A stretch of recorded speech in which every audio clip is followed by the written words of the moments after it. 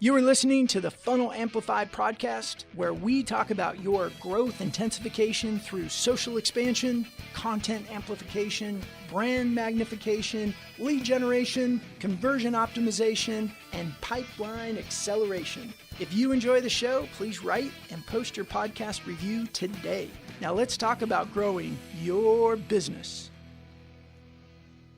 Hey everybody, welcome to Funnel Amplified. It's Brandon Lee, and I have a very, very special guest today.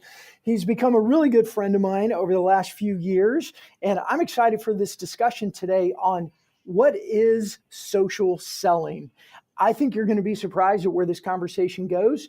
I know I'm really excited for it, so I'm going to jump right in and welcome my friend Michael Labate to the podcast today. Michael heads up the operations and program development for SAP's investment into digital and social selling. Michael has been with SAP for 13 years, and what I love is that he tells me the last 3 years in his current role have been the most intriguing. And we're going to hear about that today. So, Michael, welcome to Funnel Amplified Podcast. Hey, Brandon, thank you for having me. Of course, I always enjoy our conversations, even when we're not recording them for the podcast or any public consumption. But I am really excited to continue the conversations we've been having. And we took on the topic today of what is social selling, and I couldn't think of anyone better than you to ask that question and share it. So, and I'm so excited because I know what you're going to answer initially and where it's going to lead this conversation. So you want to just jump in and take on that. What the heck is this social selling thing? Absolutely. Well, first of all, thank you for having me. I always enjoy our discussions, and I'm happy to talk in front of your audiences. It's interesting. So social selling, what does it mean? Why is it? Where is it? There's a lot of questions that come up. And the idea is, how do you actually demystify this where it makes sense to people? And some folks will look at social selling and depending on where they're coming from, their point of view, they'll think it's a digital marketing tactic. It's a social media play. Maybe it's a tool or whatnot. Social selling, and what we're actually referring to now more modernly as a digital selling, is really a shift in mindset. It's a shift in mindset away from classic modes of buyer engagement, like email, for example, email blasting and cold calling. There's a remarkable example, Brandon, that I'll share of what really highlights digital social selling and what it really means. We've been using this in our keynotes. It's an interesting story. So the story goes like this. There's a head of HR, and this is a real story. The head of HR of a mid-sized company in New Zealand wants to modernize or upgrade their HR solutions in the cloud. And they turn to LinkedIn. When they turned to LinkedIn to ask questions, the questions they asked was around, does anyone out there in their network have they experienced this kind of undertaking, this kind of rollout and implementation, and the choices that went into the kind of provider that could help them? And what's interesting that does not happen in the next 2 days following this post, what does not happen is key. What does not happen in the next 2 days from this post, not one sales rep from any provider of HR solutions, particularly cloud, responds to this post. Wow. What happens instead is that for the first 2 days, and that's the most critical time. I'd argue that the first day is probably most critical in the first couple of responses. But what doesn't happen is no one responds from the providers, not Workday, not SAP, not Sage, not others. And the reason why I highlight those is this is a podcast. You can't see the slide that we had shared. In the slide, you see peers.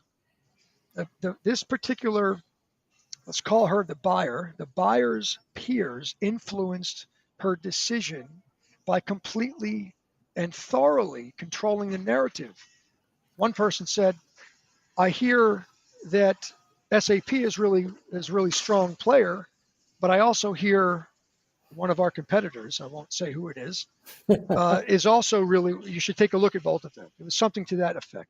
And that's the key is this. The buyer, if you imagine the buyer at the center, the next band beyond that center, the next outer band are the peers.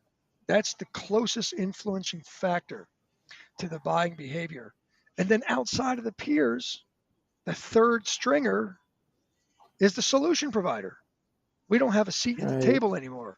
So what I like to define as what social selling is, it's getting into the conversation that influences the decision process, often which the third party provider is not part of. Right. So in that's a fantastic story, and I've heard you say it several times. But one of the things that struck me this time is as you talk about the inner circle is the buyer, the next tier is the peers, the peer group, and then the outer layer is the solution seller. Is it okay for us to think about digital selling as the systems, the tools, the activities that moves those solution provider reps into the peer group? Absolutely. I mean, if we consider what is influence, right? If someone's influence, it means that they've had in the context of buying engagement and particularly B2B, in the natural sense, it's that someone has a level of authenticity and trust and a relationship, right? So if the buyer is being influenced by folks in their circle, in the network, it's because they don't want that hard pressured sale. They want genuine, authentic direction, guidance, thought leadership. So when we say, how does one move from the third string to actually playing in the game? The idea is about mindset. Rather than showing up and saying, I have a product to sell you, it's about positioning yourself as an advocate for the problem that buyer has. And that you think of yourself as a partner, right? Less as a salesperson or a marketing demand agent, but more as a partner. Hey, I'm just I'm another person in this circle of this topic that you're engaged in. And I happen to have some experience in here. I'm pretty passionate about it. You want to modernize HR in the cloud? I've seen this and done this before, and I'd love to have a discussion on the kinds of issues you're experiencing. Maybe I can be of some service. That kind of engagement gets you into that circle. Now, to get in that circle, kind of anybody can play in that sport, as we like to say. Is that you have to be able to engage within a community. You have to build trust. And you need to earn that level of respect as a thought leader. Your personal brand should exude that passion. So to distill that even further, the solution seller, as you referred, if the solution seller in my organization was out there, had been blogging or had created some articles or had been interviewed, and there was substance, there was something published, and it was pretty strong, and it was about this, solving problems in the modern economy, and the things that HR is going to be experiencing if they haven't already adopted to these changes. That kind of topic could pull in and build organically a discussion that potentially this New Zealand HR executive might have found in their search, right? It isn't about, hey, I work for this brand and here's what I do. It's, I love the topic of the digital economy. I love HR, and I'm seeing these trends that I think people need to know about. That isn't any more discussion, Brandon, in my opinion, about pull or push. I think that's almost becoming classic.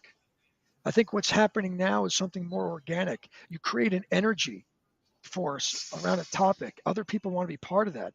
And you're sharing and you're learning and you're engaging. And that's the momentum, I think, that really will drive the mindset. And when you start to see that work, and your deal sizes start becoming bigger, and your pipeline conversion on value and volume starts becoming greater, you'll start to realize you're getting closer into that circle. Ah, that's such good stuff, Michael. Thank you for that. I mean, I've got like 5 questions I want to go down, but I'm trying to do this without just being a complete excited spaz over here. I want to shift gears a little bit, and we've talked about what isn't digital selling, and I don't want to spend a lot of time there, but could you touch on? I see the world of BDRs. I see these funded startups in their big Series A's or Series B's or whatever series it is, and the initiative is hundreds of BDRs and going at some AI-driven predictive tools that identify people, and then and obviously my bias is showing, but then it becomes that modern day boiler room attack of the buyers. Could you speak to that and how you all have moved away from those strategies? So we call it spray and pray. I don't think we invented that, but that's a really a good phrase to center around, because it's more of the same. 10 years ago, it was email blasts, or even up to 5 years ago. I mean, you're just buying a huge list, you're sending them out there, and that BDR, that business development representative, is just trying to act on volume and not quality. Mm-hmm. And so if you just put a whole bunch of BDRs in the boiler room, you're getting the same outcome. Yeah, they might make phone calls and do some cold calling, get a big list, but in the end of the day, what social selling or digital selling behaviors is not, it isn't any of that. And it's also not a tool or technology. It's also not just social advocacy. It's also not just creating a personal brand only, or listening for triggers and engaging with insights. Instead, it's all of this. It's all of those behaviors, right? It's less about a particular tactic, and especially moving completely and far away from cold calling, cold outreach, and spray and pray. It's more about the strategy behind why you have to change your behavior. Look, if you think about it like this, I'll just kind of sum it up to why is there even a change, right?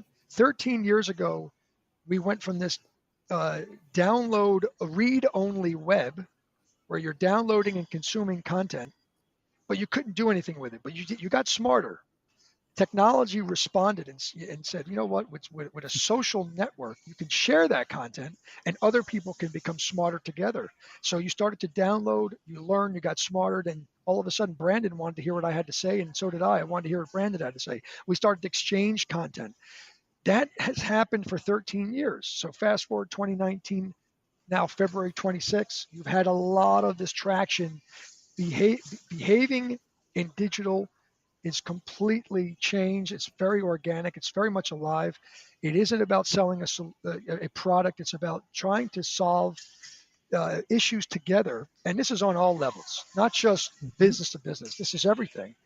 So the buying behavior, the problem is that we're reacting to these changes. So I would say social selling is not proactive in any way, shape, or form. Social selling is about reacting to the changes that have been happening for the last 13 years. And now all of a sudden, you see an even bigger divide between marketing and sales than you ever have. It's so clear, right? Marketing folks are out there trying to generate leads. They're sitting on the shelf. The sales folks are trying to do it themselves, especially the inside sales people are trying to go out and generate their own business. The demand agents are running around. Sales reps are disconnected. So all of a sudden, enter this new area that's really becoming more clear now, called sales enablement. And although it's been sort of 10 years in the running, you'll ask folks from like Scott Santucci from Forrester many years ago, and this is why I think we developed the Sales Enablement Society. But the idea is sales enablement is trying to look at all of this and how can we move from a reaction to proaction. And social is a underpinning behavior, I think, that goes underneath all of it. It isn't a vertical inside the role and responsibility of a sales enabler. It's the underlying factor that you must change your behavior so that we're no longer reacting to the change, that we can start to see the forest from the trees and get through this. Yeah. Yeah. I think we've talked about this before, and it's quite simply for me, buyers control their journey now, and they have a lot of technology that can prevent you as a seller from connecting with them if they don't want to. But they are very open to engage with a company or a sales rep or an individual that is value adding. As you said, somebody that's more seen as a peer, that's going to contribute to their conversation, that's going to bring some insights, become an advocate, and the mindset of that approach, as you said.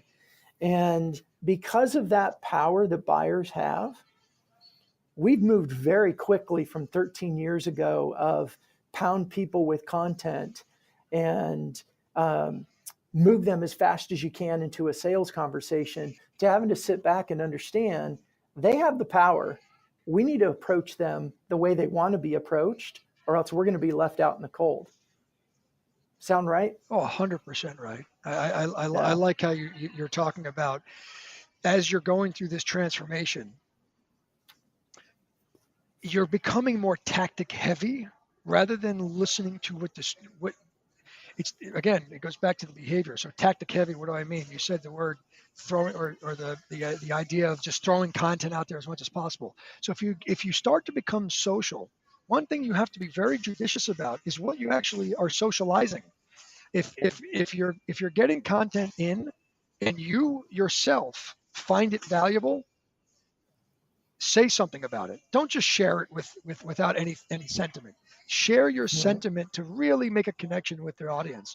If you're just sharing content, you're going to become known as just that person that amplifies, and that is not advocacy, right? You're not advocating the content anymore. You're just simply amplifying what you saw other or you've amplifying what other people are writing. I think it's really key. It's not about the volume. It's about getting the right message out to the right people at the right time. If you want to be part of that share economy, if you want to be part of this, maybe be a steward or a intrinsic contributor of the digital economy, you have to be respectful that time today, unlike the decade before and those that came before that, is extremely limited. We have sound bites now. We no longer can read articles. We can scan and hope to retain as much as possible. But the information is so vast, it's often overwhelming. So if you make a practice of sharing, and without really telling people why you're interested in what you're sharing, then you're going to become blacklisted, so to say.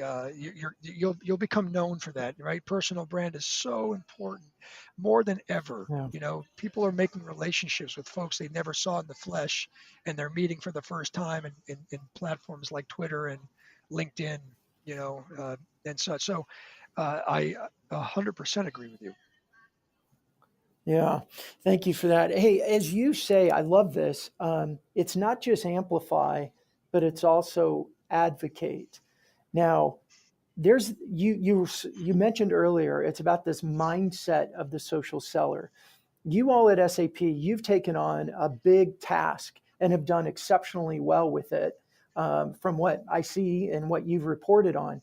So I've got several questions here, but how are you influencing that mindset of the digital seller and equipping them to build those personal brands and, as we say, show up in their digital environment the best that they can? I think it starts with the proof, right? There has to be a struggle, and with that struggle, you have to be the right solution, and to be the right solution, you need to show the proof. So start with the struggle. And this is inside sales or field reps, doesn't matter. The fact is, someone is responsible for generating demand, or nurturing those leads into opportunities and opportunities to close. And quotas aren't being met. and forget about exceeding quota, right? I mean, so the majority of organizations out there have issues. I saw stats of 30 to 40% of quotas are made, and that's industry specific, but particularly with B2B and in the software sales realm, it getting 50% quota attainment or even in that area in the software industry seems that's the struggle.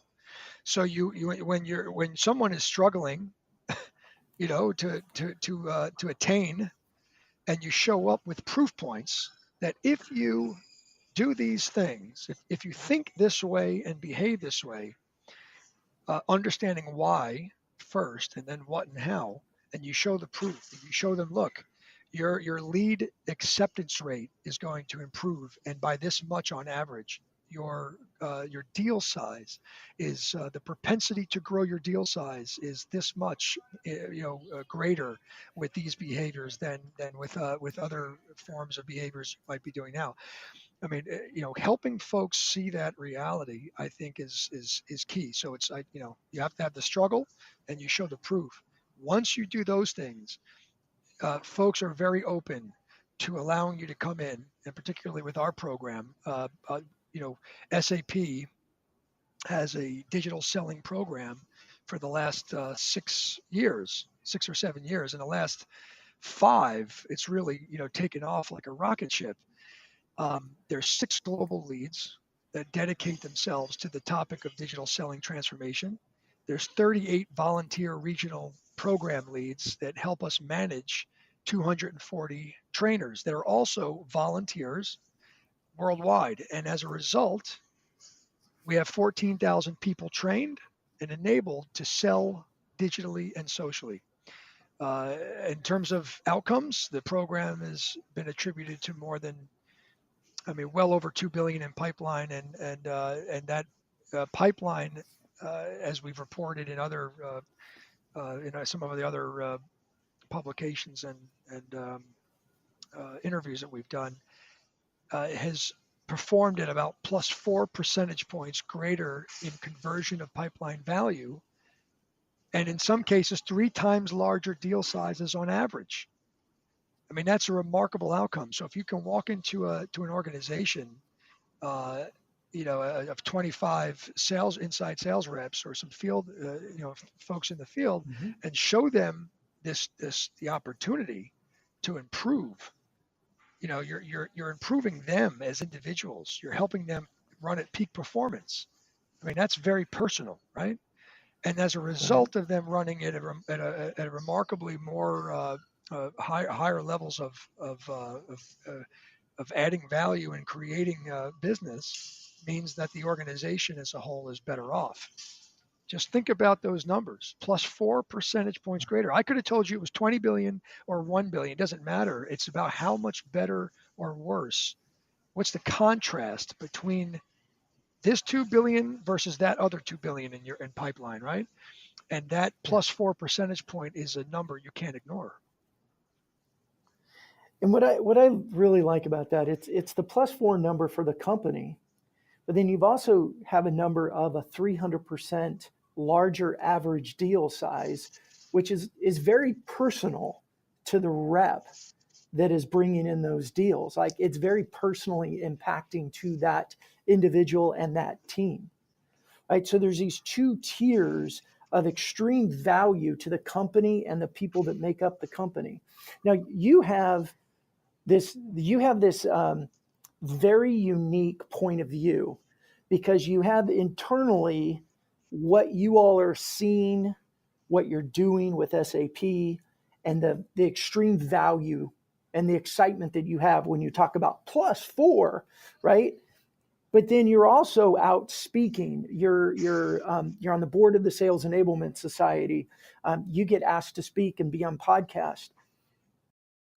Hey, everybody, thanks for joining us for this episode with Michael Labate from SAP.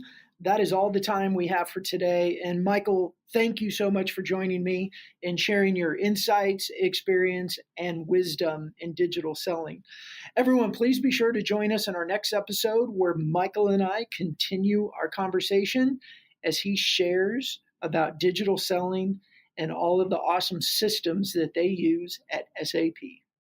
Hey, Funnel Amplifiers, thanks for listening. Did you know that we post new videos every day on our YouTube channel?